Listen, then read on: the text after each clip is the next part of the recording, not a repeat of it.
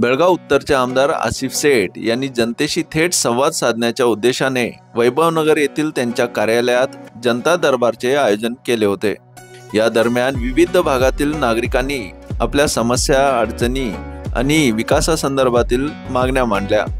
पाणी पुरवठा, ड्रेनेज, रस्ते, नागरी सुविधा यासारख्या विविध प्रश्नांवर चर्चा झाली। आमदार आसिफ सेठ यांनी सर्व तक्रारी गांभीर्याने ऐकून घेतल्या आणि लवकरात लवकर उपाययोजना करण्याचे आश्वासन दिले। त्यांनी सांगितले की अशा संवादामुळे भविष्यातील विकास आराखडा अधिक प्रभावीपणे तयार करता येईल। यावेळी युवा नेते अमान सेठ हे देखील उपस्थित होते। त्यांनी देखील नागरिकांच्या समस्या ऐकून घेतल्या आणि योग्य पाठपुरावा करण्याचे आश्वासन दिले। सर्वसमावेशक विकासासाठी लोकसभा हा महत्त्वाचा आहे। या संवादामुळे आम्ही जमिनीवरच्या गरजा समजू शकतो आणि चांगले प्रशासन देऊ शकतो, असे आमदार आसिफ सेठ यांनी म्हटले।